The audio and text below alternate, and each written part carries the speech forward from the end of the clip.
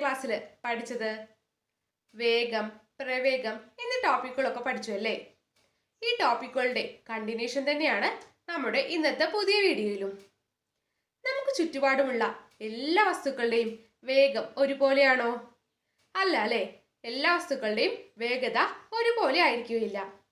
ഉദാഹരണത്തിനായി ഒരു കാർ സഞ്ചരിക്കുന്ന ഒരു സഞ്ചാരപാതയുടെ ചിത്രമാണ് സ്ക്രീനിൽ കൊടുത്തിരിക്കുന്നത്.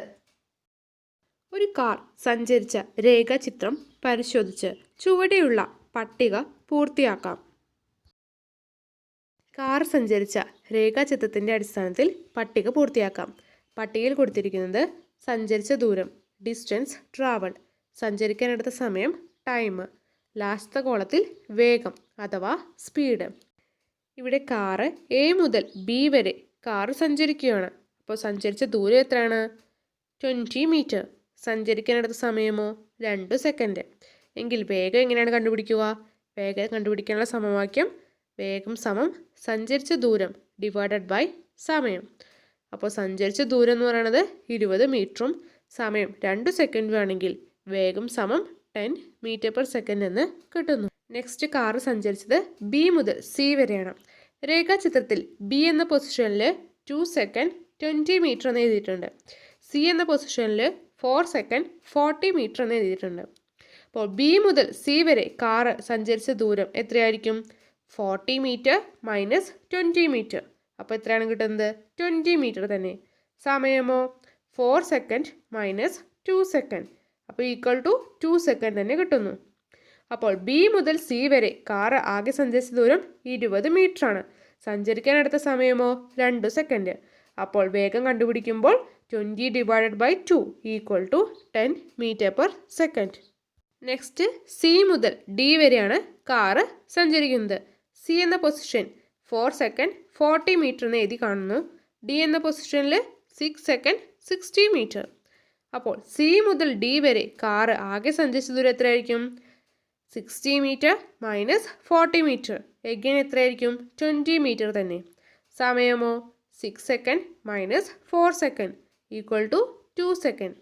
അപ്പോൾ സി മുതൽ ഡി വരെ കാർ ആകെ സഞ്ചരിച്ച ദൂരം 20 മീറ്ററും സമയം 2 സെക്കൻഡും ആണെങ്കിൽ വേഗം സമം 10 metre per second. Next car സഞ്ചരിക്കുന്നത് ഡി മുതൽ ഇ വരെയാണ്. സ്റ്റാർട്ടിംഗ് പോയിന്റ് ഡിയും എൻഡ് പോയിന്റ് ഇയും. ഡി മുതൽ ഇ വരെ കാറ് സഞ്ചരിച്ച ആകെ ദൂരം 20 മീറ്ററും സഞ്ചരിക്കാനെടുത്ത സമയം 2 സെക്കൻഡുമാണ്. എങ്കിൽ വേഗം സമം സഞ്ചരിച്ച ദൂരം ഡിവൈഡഡ് ബൈ സമയം. 20 divided by 2 equal to 10 metre per second എന്ന് കിട്ടുന്നു.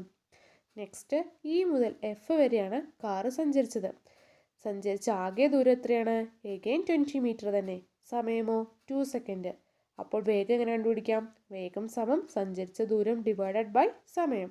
Again 20 divided by 2 equal to 10 metre per second. ഇവിടെ കാർ സഞ്ചരിക്കുന്നത് നിങ്ങൾ ശ്രദ്ധിച്ചോ? എ മുതൽ ബി വരെ 20 മീറ്റർ 2 സെക്കൻഡ് കൊണ്ടാണ് സഞ്ചരിച്ചത്. ബി മുതൽ സി വരെയോ എഗെയിൻ 20 മീറ്റർ 2 സെക്കൻഡ് കൊണ്ട്. സി മുതൽ ഡി വരെ 20 മീറ്റർ 2 സെക്കൻഡ് കൊണ്ട്. ഇവിടെ കാർ സഞ്ചരിക്കുന്നത് തുല്യ സമയം കൊണ്ട് തുല്യ ദൂരമാണ് സഞ്ചരിക്കുന്നത്. ഒരു വസ്തു തുല്യ സമയം കൊണ്ട് തുല്യ ദൂരം സഞ്ചരിക്കുന്നുവെങ്കിൽ ആ വസ്തു സമവേഗത്തിലാണെന്ന് പറയാം. Uniform speed. സമവേഗം. ഒരു വസ്തു തുല്യ സമയം കൊണ്ട് തുല്യ ദൂരം സഞ്ചരിക്കുന്നുവെങ്കിൽ ആ വസ്തു സമവേഗത്തിലാണെന്ന് പറയാം. Uniform speed. A body is said to be in uniform speed if it travels equal distance in equal intervals of time. സ്ക്രീനിൽ ഒരു കാർ സഞ്ചരിച്ച രേഖാചിത്രം കൊടുത്തിരിക്കുന്നു.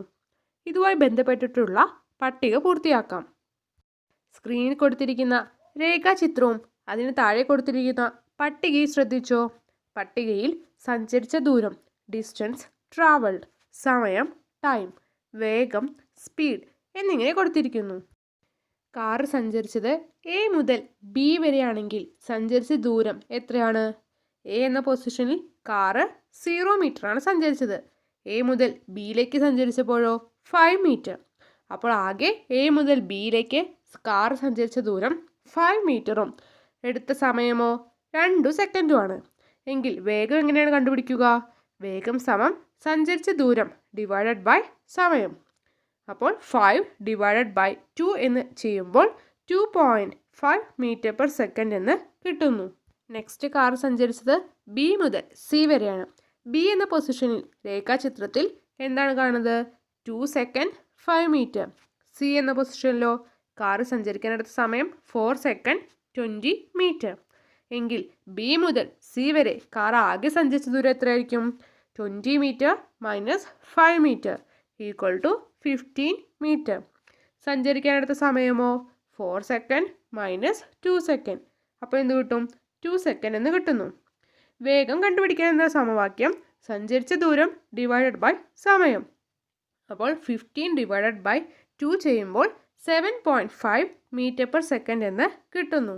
നെക്സ്റ്റ് കാറ് സഞ്ചരിക്കുന്നത് സി മുതൽ ഡി വരെയാണ്.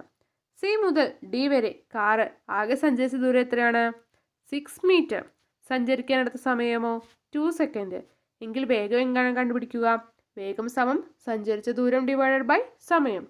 6 divided by 2 equal to 3 metre per second. Next car സഞ്ചരിക്കുന്നത് D മുതൽ ഇ വരെയാണ്. ഡി എന്ന പൊസിഷനിൽ രേഖാചിത്രത്തിൽ 6 സെക്കൻഡ് 26 മീറ്റർ. ഇ എന്ന പൊസിഷനിലോ 8 സെക്കൻഡ് 44 മീറ്റർ. എങ്കിൽ ഡി മുതൽ ഇ വരെ കാർ ആകെ സഞ്ചരിച്ച ദൂരം എത്രയാണ്? 44 metre minus 26 metre equal to 18 metre. സഞ്ചരിക്കാനെടുത്ത സമയമോ 8 second minus 6 second again 2 second. എങ്കിൽ വേഗം എത്രയാണ്? വേഗം സമം 18 divided by 2 equal to 9 metre per second. Next car സഞ്ചരിക്കുന്നത് ഇ മുതൽ എഫ് വരെയാണ്. ഇ എന്ന പൊസിഷനിൽ കാറിൻ്റെ സമയം 8 സെക്കൻഡ് 44 മീറ്റർ എന്ന് രേഖപ്പെടുത്തിയിരിക്കുന്നു. എഫ് എന്ന പൊസിഷനിലോ 10 സെക്കൻഡ് 50 മീറ്റർ. എങ്കിൽ കാർ ആകെ സഞ്ചരിച്ച ദൂരം എത്രയാണ്? 50 metre minus 44 metre equal to 6 metre. സമയമോ 10 സെക്കൻഡ് മൈനസ് 8 സെക്കൻഡ്. അപ്പോൾ 2 സെക്കൻഡ് എന്ന് കിട്ടുന്നു. എങ്കിൽ വേഗം എങ്ങനെയാണ് കണ്ടുപിടിക്കുക? വേഗം സമം 6 divided by 2 equal to 3 metre per second. ഇവിടെ പട്ടിക വിശകലനം ചെയ്യുമ്പോൾ കാർ സഞ്ചരിക്കാനെടുത്ത സമയം 2 സെക്കൻഡ് തന്നെയാണ്. എല്ലാ ഇടവേളകളിലും സഞ്ചരിക്കാനെടുത്ത സമയം 2 സെക്കൻഡാണ്. എന്നാൽ സഞ്ചരിച്ച ദൂരമോ ഡിഫറൻ്റ് ആണ് അല്ലേ? 5 metre 15 metre 6 metre 18 metre 6 metre. ഇവിടെ ഒരു വസ്തു തുല്യ സമയങ്ങളിൽ തുല്യ ദൂരമല്ല സഞ്ചരിക്കുന്നുവെങ്കിൽ ആ വസ്തുവിനെ അസമവേഗം എന്ന് പറയുന്നു. സമവേഗം യൂണിഫോം സ്പീഡ്, അസമവേഗം നോൺ യൂണിഫോം സ്പീഡ്. ഈ 2 ടോപ്പിക്കുകളും നമ്മൾ പഠിച്ചുവല്ലോ. ഇതിൻ്റെ ഡെഫിനിഷൻ ഒന്ന് നമുക്ക് പറഞ്ഞു നോക്കാം. ഒരു വസ്തു തുല്യ സമയം കൊണ്ട് തുല്യ ദൂരം സഞ്ചരിക്കുന്നുവെങ്കിൽ ആ വസ്തു സമവേഗത്തിലാണെന്ന് പറയാം. ഒരു വസ്തു തുല്യ സമയം കൊണ്ട് തുല്യ ദൂരമല്ല സഞ്ചരിക്കുന്നുവെങ്കിൽ ആ വസ്തു അസമവേഗത്തിലാണെന്ന് പറയാം. അസമവേഗം ഒരു വസ്തു തുല്യ സമയം കൊണ്ട് തുല്യ ദൂരമല്ല സഞ്ചരിക്കുന്നുവെങ്കിൽ ആ വസ്തു അസമവേഗത്തിലാണെന്ന് പറയാം. Non uniform speed. A body is said to be in non-uniform speed if it travels an equal distance in equal intervals of time. എല്ലാ കൂട്ടുകാർക്കും ഈ വീഡിയോ യൂസ്ഫുൾ ആയെന്ന് വിചാരിക്കുന്നു. എല്ലാ കൂട്ടുകാരും മറക്കാതെ തന്നെ ഈ ചാനൽ സബ്സ്ക്രൈബ് ചെയ്യുക, ലൈക്ക് ചെയ്യുക, നിങ്ങളുടെ കൂട്ടുകാർക്ക് ഷെയർ ചെയ്യുക.